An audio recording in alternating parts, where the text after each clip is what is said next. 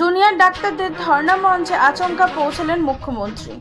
আরজি করের ঘটনার সুবিচারের দাবি সহ শুরু করে আরও একগুচ্ছ দাবিতে স্বাস্থ্য ভবনের অদূরে অবস্থান বিক্ষোভ করছেন জুনিয়র চিকিৎসকরা। ঠিক কি জানা যাচ্ছে? শনিবার স্বাস্থ্য ভবনের কাছে জুনিয়র চিকিৎসকদের ধর্ণা মঞ্চে নিজেই হাজির হলেন রাজ্যের মুখ্যমন্ত্রী মমতা বন্দ্যোপাধ্যায়। এর আগে নবান্নে গিয়েছিলেন আন্দোলনকারীরা, কিন্তু জুনিয়র ডাক্তারদের শর্তের গেরোয় দ্বিপাক্ষিক আলোচনা ভেস্তে যায়।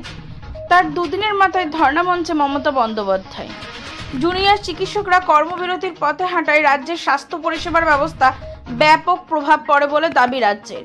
এর আগে একাধিকবার মুখ্যমন্ত্রী মমতা বন্দ্যোপাধ্যায় জুনিয়র চিকিৎসকদের কাজে যোগদানের জন্য অনুরোধ করেছিলেন।